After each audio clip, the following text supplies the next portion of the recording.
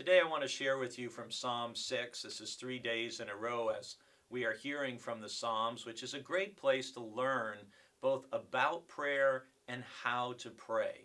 And yesterday in Psalm 5 verse 3, we heard David say, I plead my case and watch. And there's this sense of expectation and waiting to see what God's going to do. And then interestingly, in Psalm 6, which we're told is also a psalm of David, our verse for the day is verse 3, where David says, my soul is in deep anguish. How long, Lord? How long? And I think Psalm 6 pairs well with verse 5 because, again, Psalm 5 is, I'm going to lay this all out to God and wait in expectation. But Psalm 6, David says, basically, I'm crying out for mercy, and I have been crying out for mercy. And how long do I have to cry out before I see or hear some kind of response? And part of why there's so much value in reading and learning from the Psalms is because we see every human emotion, including anguish and the cry of unanswered prayer.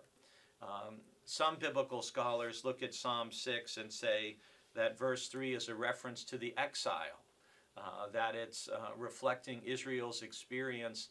They've been carried off, the leaders, the best and the brightest, to Babylon, and years are going by. And they have been waiting in expectation. They have been crying out to God. And how long is this going to be our reality? And it's very hard, and I know some of our community who watch these videos are coping with long-term or chronic situations, and we've been praying for you, and you've been praying, and we're not seeing the answer that we want and hope for.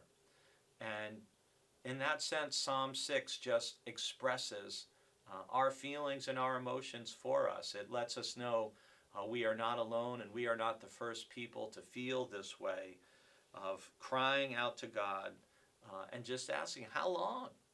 How much longer do I have to cope with this? And I know I've shared before that, if you're going out running, you run at a very different pace if you know you're running 60 yards versus if you're running an ultra marathon. And the hard thing in life when we deal with a difficult circumstance, and whether that's a health issue, a relational issue, a work issue, whatever it might be, is when we have no idea how long is this going to be. Because we can gear ourselves up mentally if we know, well, I only have to cope with this for so long. But when we don't know how long so long is, it's much more difficult.